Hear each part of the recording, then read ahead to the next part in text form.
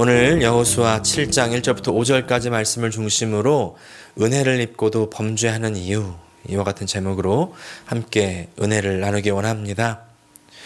인터넷에 보면 역사상 가장 큰 실수 탑 10이라는 글이 이미 널리 퍼져 있습니다.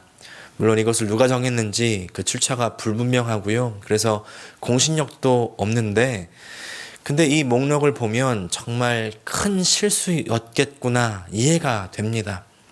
10위를 보면 데크 음원사라는 곳에서 비틀즈와의 계약을 거부합니다. 앨범이 잘 안 팔릴 것 같다는 이유였습니다. 그러나 이제 비틀즈가 얼마나 전 세계적인 히트를 쳤는지 다 아시죠? 또 9위 미 항공우주국 나사가 1998년에 발사된 Mars Climate Orbiter, 이 화성 기후 궤도선을 잃어버린 일이 있었는데 결국 파괴되어 발견이 된 겁니다. 왜냐하면 미터법과 야드법의 혼선 때문에 일어난 일이었다고 합니다. 또 8위 조지 벨이라는 익사이트의 CEO는요, 1999년에 구글이 75만 불을 제의했을 때 인수하지 않았다고 합니다. 2021년 기준으로 수익이요 257 빌리언 달러, 우리나라 돈으로 따지면 342조 원에 달한다고 합니다. 엄청나죠? 아마 가슴을 쳤을 것 같은데요. 또 7위 나폴레옹이요, 겨울에 러시아를 침공할 수 있을 거라고 생각한 것이 7위를 차지했고, 6위는 또 히틀러도요 나폴레옹처럼 자기가 겨울에 러시아를 침공할 수 있을 거라고 생각했던 것입니다. 5위 독일이 영국보다 100년 전에 오스트레일리아 땅을 발견을 했대요. 근데 쓸모없는 사막이라고 생각해서 무시한 일이 5위에 올랐고, 4위는 1867년에 당시 소련이 미국에게 알래스카를 720만 불에 판 일이 4위에 올랐습니다. 3위는 영국의 12개의 출판사가 소설 해리포터 그 소설의 출판을 거부한 일이 3위에 올랐고요. 그리고 2위는 일본이 미국 진주만을 공격한 일, 그리고 대망의 1위는 2300년 전 유럽과 근동지방에서 최대 규모였던 이집트의 알렉산드리아 대도서관이 불타서 없어진 일을 꼽았습니다. 1위부터 10위까지 참 여러 가지 일들이 있는데, 그 중에 꽤 많은 경우가 어떤 경우냐면 현재 잘 나가고 있는 그 자신들이 누리고 있는 성공 혹은 지위, 이것들이 계속 될 것이라고 생각했던 그런 교만에서 비롯된 것들을 알 수가 있습니다. 그리고 그 때문에 새로운 흐름을 읽어내지 못한 겁니다. 사실 역사상 가장 큰 실수 탑 10이라고는 했지만 더 많은 실수들 또 실책들이 동일한 이유로 너무나 많이 만들어져 왔죠. 역사에서 찾을 것도 없이요, 이것이 사실은 우리의 삶의 한 부분 아닙니까? 그리고 오늘 우리가 읽는 본문 여호수아 7장 1절부터 5절까지의 말씀도요, 같은 결의 실수가 나오는 것입니다. 먼저 1절 말씀 세 번역으로 읽겠습니다. 이스라엘 자손이 전멸시켜서 주님께 바쳐야 할 물건을 잘못 다루었다. 유다 지파에서 세라의 증손이요 삽디의 손자요 갈미의 아들인 아간이 전멸시켜서 주님께 바쳐야 할 물건을 가져갔기 때문에 주님께서 이스라엘 자손들에게 진노하셨다. 1절 말씀은 우리에게 충격적인 반전의 이유를 딱 이야기하고 있습니다. 이스라엘 자손이 주님께 바쳐야 할 물건을 가져갔기 때문에 진노하셨다. 이것이 지금 우리말로 어떤 이야기입니까? 쉽게 말해서 도둑질 아닙니까? 하나님 것을 도둑질한 겁니다. 더 정확하게 말하면 전멸시켜서 바치는 것이기 때문에 완전히 버려야 되고 죽여 없애야 하는 것입니다. 왜요? 여리고에 속한 모든 것은 다 죽어야 하는 죄악 속에 속해 있는 것이기 때문에, 근데 그것을 다 버리지 않고 다 놓지 않고 그것을 그대로 가져왔다.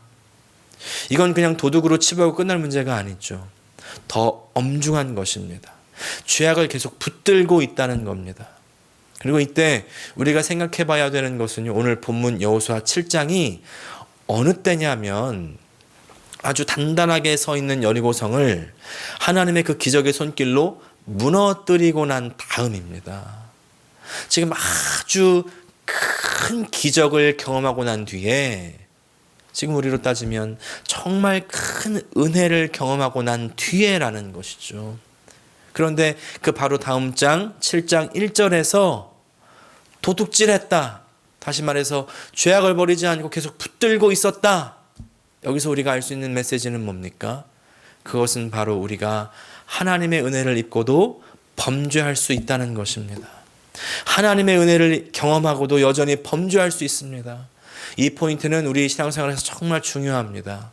우리는 하나님의 은혜를 얻고 기분이 좋으면 신앙생활이 다 이것이 전부다, 이렇게 알 수가 있죠. 복을 얻으면 끝나는 줄 알 수가 있습니다. 그런데 그게 다가 아닙니다. 하나님의 은혜를 입고도 범죄하면 더 심각한 문제에 직면하게 됩니다. 우리 삶은 어떻습니까? 하나님의 은혜를 입고도 여전히 죄악 가운데 있지는 않으십니까? 네, 1절 말씀이 잘 읽어보면요, 조금 억울한 것이 있습니다. 지금 범죄한 사람은 아간 한 사람인데 이스라엘 자손이 잘못했다 그러고, 그리고 하나님께서는 이스라엘 자손에게 진노하셨다고 합니다. 아니 이게 뭡니까? 하나님 혼내시려면 잘못한 아간 한 명을 혼내시면 되지 왜 다 싸잡아가지고 도둑놈 취급입니까? 우리가 1절을 잘 이해해야 되는데 성경에 연저죄는 없습니다. 연저죄가 무엇입니까? 범죄를 저지른 사람과 특정한 관계에 있다는 이유로 그 사람을 처벌하는 것이 연저죄죠. 예를 들어 아버지가 범죄하면 그 아버지의 죄를 아들에게도 묻는 것이 연자죄. 근데 하나님은요, 연자죄로 처벌하시는 분이 아니십니다. 에스겔 18장 20절 말씀 보니까 범죄하는 그 영혼은 죽을지라 아들은 아버지의 죄악을 담당하지 아니할 것이요 아버지는 아들의 죄악을 담당하지 아니하리니 의인의 공의도 자기에게로 돌아가고 악인의 악도 자기에게로 돌아가리라. 아니 그렇다면은 오늘 1절 말씀은 무슨 말씀입니까? 1절 말씀은요, 아간 범죄 자체가 이스라엘 전체가 범죄한 것으로 된다는 뜻은 아닙니다. 그럼 1절은 무슨 말이냐면 한 사람의 상태가 공동체의 상태를 나타낸다는 겁니다. 대변해 줍니다. 한 사람이 공동체를 대변한다는 거예요. 여러분 샘플링 검사라는 말을 아십니까? 품질 관리에서 원래 검사의 기본은 전수 검사, 그러니까 전체 100%의 물건을 다 하나씩 검사하는 것입니다. 근데 그렇게 하면 시간과 에너지가 너무나 많이 들기 때문에 전체 대상으로부터 샘플만 딱딱 뽑아내서 검사를 하는 겁니다. 예를 들어 100개 중에 하나, 1000개 중에 하나를 선택해서 그 하나가 괜찮으면 그 100개, 그 1000개는 다 괜찮다, 통과! 이렇게 사인을 주는 거죠. 여러분들은 혹시 아니 어떻게 그렇게 해서 무슨 검사가 됩니까? 이렇게 물어보실 수 있는데 뭐 100개, 200개 이 정도면 전수검사가 합리적이죠. 그런데 수십만 개, 수백만 개면 그걸 다 하나하나 검사할 수가 없기 때문에 샘플링 검사가 더 합리적이고 효율적이고 또 경제적입니다. 이것이 수학의 확률로 검증된 방법이에요. 그래서 많은 기업들이 이 샘플링 검사를 하는데 무슨 말씀이냐면 한 개로 전체 혹은 한 그룹을 대표한다는 것입니다. 그리고 오늘 이 아간의 죄를 통해서 이스라엘 전체의 영적인 상태가 어떤지를 알 수가 있는 것이죠. 무슨 말입니까? 범죄한 사람은 아간 한 사람이잖아요. 근데 직접 범죄한 사람은 아간 한 사람이지만 지금 이스라엘 전체가 큰 승리, 큰 성공으로 말미암아서 영적으로 모두 다 해이해진 겁니다. 어디서 우리가 그 단초를 읽을 수가 있냐면 2절 말씀입니다. 같이 읽겠습니다. 여호수아가 여리고에서 베델 동쪽 벳아웬 곁에 있는 아이성으로 사람들을 보내면서 그들에게 올라가서 그 땅을 정탐하라고 지시하니 그 사람들이 올라가서 아이성을 정탐하였다. 여호수아가 어떤 사람인지 아십니까? 여호수아 1장에서 기억나시죠? 자기의 리더, 자기의 보스, 가장 의지했던 그 모세가 사라지자 두려워합니다. 두려워지자 뭘 해요? 하나님 말씀을 듣는 겁니다. 백성들에게 명령을 내리기 전에 하나님의 말씀을 듣습니다. 그리고 그 말씀대로 명령하죠. 요단강을 건너기 전에도, 그리고 건널 때에도, 건너고 나서도 계속해서 매 스텝 가운데 하나님의 말씀을 듣습니다. 또 여리고를 공격할 때도요, 공격하기 전에도 하나님 말씀을 들어요.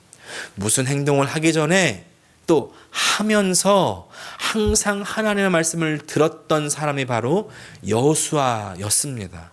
그런데 오늘 7장 2절에는요, 여호수아가 아이성에 대해서 어떤 행동을 하기 전에 하나님 말씀을 들었다는 말이 없습니다. 왜 하나님 말씀을 안 들었을까요? 여러분, 이제는 다 상상이 가는 거 아닙니까? 왜 안 들었습니까? 워낙 여리고성의 전투가 대승이었기 때문에. 그 다음성은, 아이성은 자기네들이 어떻게 해볼 수 있겠다는 생각이 드는 건 아닙니까? 특별히 왜 그렇습니까? 3절 읽습니다. 그들이 여호수아에게 돌아와서 이렇게 말하였다. 모든 백성을 다 올라가게 할 필요가 없을 것 같습니다. 2,000명이나 3,000명만 올라가도 아이성을 칠 수 있습니다. 모든 백성이 그 성을 치느라고 다 수고할 필요가 없을 것 같습니다. 성 안에 있는 사람들의 수가 얼마 되지 않습니다. 아이성은 여리고보다 작은 성이었다는 것입니다. 아이성이 작은 성이기 때문에, 혹은 바로 직전에 워낙 큰 승리를 얻었기 때문에 여호수아는요, 항상 하던 하나님 말씀 듣기를 하지 않는 겁니다. 잊었을 수도 있죠. 아니면 이 정도는 내가 충분히 할 수 있다고 생각했을 수도 있습니다. 벌써 이스라엘의 리더인 여호수아부터가 영적으로 해이해져 있는 것입니다. 그리고 그 이스라엘의 현실이 아간의 범죄로 눈에 드러나고 있는 것입니다. 이 사실은 우리에게 무엇을 알려줍니까? 그것은 바로 나와 나의 현실이, 내 가정의 현실, 내 교회의 현실, 내가 속해 있는 그 그룹의 현실을 그대로 드러낼 수 있다는 것입니다. 싫든 좋든 내가 내 가정의 얼굴이고 내가 내 교회의 얼굴입니다. 내가 대표자입니다. 어떤 분들은요, 나는 괜찮은데 내 가족 중에 누구, 또 내 교회 중에 누구가 우리 가족 망신 다 시키고 교회 망신 다 시킨다고 합니다. 그런데 그 망신시키는 사람의 모습이 내 안에 있습니다. 내가 따로 분리되지 않아요. 우리는 공동체와 하나입니다. 내가 공동체에서 분리될 수 없습니다. 네, 교회라는 이 단체가 특수해서 교회 구성원들이 내가 싫으면 떠날 수 있겠죠. 하지만 이 교회에서 떠나서 다른 교회 가면 내가 더 나은 사람, 내가 더 다른 사람, 내가 더 좋은 사람 될 수 있을 것 같으십니까? 하나님의 몸된 교회에서는요, 떠날 수 없는 것입니다. 이건 마치 내가 가족이 싫어서 내 가족을 떠난다, 호적을 판다, 이렇게 말해도 그 가족에서 떠나집니까? 호적이 판다고 파집니까? 그냥 물리적 거리만 떨어지는 것뿐이죠. 못 떠나고 못 파내는 것과 똑같은 것입니다. 결론적으로 뭐예요? 이스라엘 전체가 영적으로 주님을 떠난 것입니다. 아니, 하나님께서 이스라엘에게 지금 어떻게 해줬는데 어떻게 주님을 떠날 수가 있습니까? 어떻게 하나님을 잊을 수가 있습니까? 그것이 우리 인간의 본성이고 우리 인간의 한계입니다. 죄성. 이 죄성이라는 것은 어떤 혈기나 사람들에게 잘못을 하고 폭력적이거나 뭐 그런 것만을 나타내는 말이 아닙니다. 이 죄성이란 말은요, 결국 하나님을 잊어버리고 내가 할 수 있다는 생각, 내가 했다는 생각이죠. 이거를 좀 고급 용어로 이야기하면 자기 중심성입니다. 자기 중심성. 창세기부터 계시록까지 우리는요, 이 싸움이에요. 처음에 인류에게 죄가 들어올 때 어떻게 들어옵니까? 뱀이 유혹하죠. 이 선악을 알게 하는 나무의 열매를 먹으면 하나님처럼 되겠다는 것입니다. 선악을 알게 하는 나무의 열매를 먹는다는 말은 무슨 뜻입니까? 선과 악을 나누는 그 기준이 내가 되겠다는 것이에요. 원래 그 기준은 누구셨습니까? 하나님이시잖아요. 하나님이 기준이셨고, 그래서 하나님 말씀대로 하나님의 기준대로 살도록 만들어진 피조물이 바로 사람이었는데, 이 뱀, 사탄은 어떻게 유혹합니까? 아니, 왜 하나님이 너희한테 이래라 저래라 해? 언제까지 그러고 살래? 너 네 맘대로 할 수 있어. 네가 맘대로 해. 네가 기준이야. 너는 너야. 하나님처럼 된다는 말은 그래서 마음대로 산다는 말이죠. 하나님이 하나님 마음대로 창조하시고 하나님 마음대로 다스리시는 것처럼 너희도 너희 마음대로 살라는 거예요. 근데 여기에는 큰 문제가 있습니다. 하나님은 능력이 있으시니까 자신이 마음대로 하셔도 괜찮죠. 생명의 근원이시기 때문에 자신이 자신을 책임지실 수가 있어요. 근데 우리는 반대로 우리가 스스로를 책임질 수가 없습니다. 처음에는 하나님 하라는 대로 하고 하나님의 기준대로 하니까 살았는데, 하나님께서 책임져 주셨는데, 그런데 이제 하나님 기준을 무시하고 내 기준을 가져오고 내 고집을 가져오니까 하나님이 책임을 질 수가 없는 것입니다. 물고기가 아주 자유롭게 물을 떠나서 땅으로 그리고 하늘로 가면요, 죽는 거예요. 나뭇가지가 자유롭게 줄기에서 떨어져 나가면 죽는 겁니다. 사람이 자유롭게 하나님을 떠나면 죽는 겁니다. 자기 중심성. 그것이 바로 우리 죄성의 근원이고요. 오늘 여호수아 7장에서 발견하는 위기, 그 가장 중요한 근원이 바로 이 자기 중심성이라는 것이죠. 오늘 처음 포인트로 돌아가서요, 왜 우리가 하나님의 은혜를 받고도 여전히 범죄할 수 있습니까? 그것은 아직 우리가 자기중심성에서 벗어나지 못했기 때문입니다. 우리가 크고 어려운 일이 있으면요, 오히려 하나님 의지하기 쉬워요. 큰 문제 앞에서는 누구나 하나님께 기도합니다. 심지어 무신론자도요, 큰 문제 앞에서는 하나님, 예수님 찾습니다. 엎드립니다. 누구나 하나님의 응답을 기다리고 말씀을 구해요. 그런데 작은 문제에서는요, 그러지 않을 확률이 많습니다.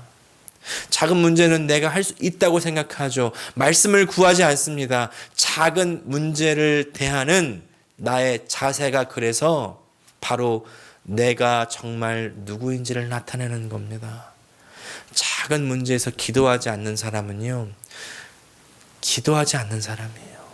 작은 문제에서 하나님을 구하지 않는 사람은 하나님 구하지 않는 사람입니다. 하나님을 구하지 않을 때 아무리 작게 보이는 문제라도 그 문제는 반드시 우리를 걸고 넘어집니다. 그 문제는 커집니다. 그 문제 앞에서 패배하는 것입니다. 4절과 5절 말씀. 백성 가운데서 약 3,000명이 그리로 올라갔다. 그러나 그들은 도리어 아이성 사람에게 패하여 도망쳐 왔다. 아이성 사람은 이스라엘 사람을 36명쯤 죽이고 성문 앞에서부터 스바림까지 추격하여 비탈길에서 그들을 쳤으므로 백성의 간담이 서늘해졌다. 사랑하는 여러분, 우리 속에 문제 앞에서 패배하고 문제 앞에서 절망하고 문제 앞에서 죽습니까? 내 마음이 죽은 것 같고 내 기운이 다한 것 같고 내 감정도 완전히 상했습니까? 내 생각이 죽여버렸습니까? 왜 그렇습니까? 왜 그 크신 은혜를 경험했는데도 왜 변화되지 못했습니까? 아직 하나님의 중심으로 변화되지 못했기 때문입니다. 왜 하나님 중심으로 변하지 못했을까요? 하나님을 아직 내 문제를 해결하는 존재로만 보기 때문입니다. 하나님이 내 인생의 주인 되셔서 나를 이끌고 가시는 주권자로 보지 못했기 때문이죠. 그래서 하나님의 은혜를 입은 일도 내가 한 일이 되어버리는 겁니다. 물론 내가 안 했고 하나님이 하셨다고 말은 하지만 말은 하나님이 다 하셨지. 속에서는 내가 기도해서 응답받은 거고 이룬 것이고 내가 신앙이 좋아서 된 것이고 내가 뭘 잘해서 된 것이고 물론 하나님이 하셨죠. 내가 근데 자랑스러운 거예요. 히스기야 왕은요, 남유다 왕국에서 두 번째로 선했던 왕으로 꼽힙니다. 여기서 선했다는 것은요, 정말 백성들에게 착했다 이런 뜻이라기보다는 우상을 없애고 유월절을 지내고 하나님을 잘 섬겼다는 뜻입니다. 하지만 그렇게 잘 하나님을 섬긴 이 사람에게도 질병이 찾아옵니다. 이 병으로 죽을 위기 가운데 있을 때 그래도 히스기야는 역시 믿는 사람답게 기도합니다. 하나님께 간절히 부르짖습니다. 그리고 이 기도에 하나님께서 응답해 주시죠. 선지자 이사야를 통해서 하나님께서 히스기야에게 앞으로 15년을 더 살게 해주시겠다고, 생명을 연장시켜 주시겠다고 말씀하시죠. 얼마나 기뻤을까요? 근데 진짜 문제는 그 다음에 터집니다. 바벨론 왕이, 히스기야 왕이 병들었다는 것을 듣고서 사자를 보내서 병문안을 하는데, 이 히스기야 왕이요, 그 사자에게 자기 보물이 얼마나 있는지 보물고를 다 열어 보여주고요, 심지어 군기고 군사 무기가 있는 그 모든 군사의 비밀이 있는 군기고까지 다 열어서 보여주려는 겁니다. 왜 이런 일이 일어날까요? 아마 히스기야 왕이 정말 기분이 좋았던 것 같아요. 이제 병도 나았겠다. 나 이런 사람이야. 자랑하고 싶었던 거 아니겠습니까? 그 일이 있은 후에 바로 선지자 이사야가 왕 앞에 나왔습니다. 이렇게 말하는 거예요. 이제 왕국에 쌓아두었던 이 모든 것이 다 바벨론으로 옮겨갈 것입니다. 바벨론이 침공해 와서 싹 다 빼앗아나가는 겁니다. 사람들은 다 노예로 끌려가는 겁니다. 히스기야의 실책이 뭐예요? 자랑 아닙니까? 여러분, 내가 갖고 있는 것 자랑하지 마세요.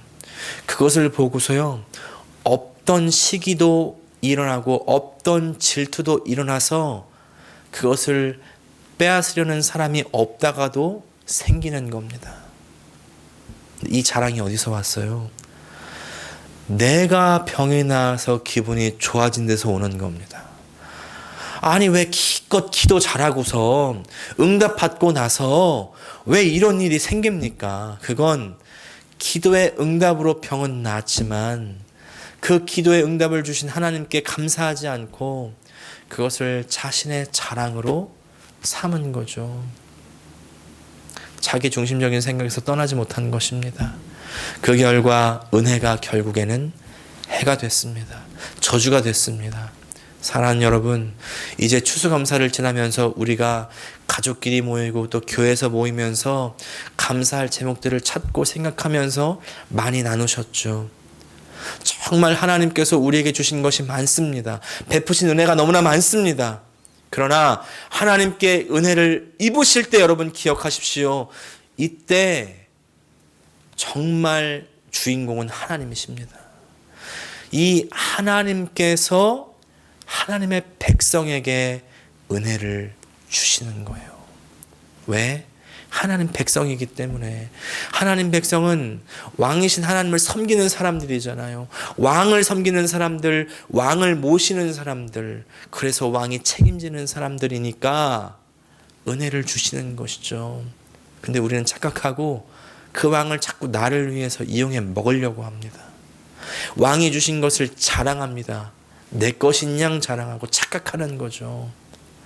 이 왕이신 주인이신 하나님을 깨닫지 못하고 내가 주인공처럼 착각하면 히스기야의 실책으로 인해서 이스라엘이 바벨론 포로로 다 잡혀가는 것처럼, 그 보물을 다 빼앗기는 것처럼 빼앗기고 잡혀가는 겁니다. 오늘 본문에서는요, 이 아이성에게 패배하는 것처럼 36명이 죽는 것처럼 패배하고 죽는 겁니다. 왜? 왜 꼭 죽어야 돼요? 왜 다 빼앗기고 포로로 잡혀가야 돼요? 그렇게 해서라도 다시 깨달으라고, 돌아오라고. 포로로 잡혀가고 패배하고 죽는 것이 끝이 아니에요. 돌이키면 끝이 아니게 됩니다. 다시 시작될 수가 있습니다. 거기서부터 출발할 수가 있는 거예요. 그래서 우리에게 하나님께서 주신 은혜가 뭐냐면 다시 한 사람의 은혜가 주어지는 겁니다.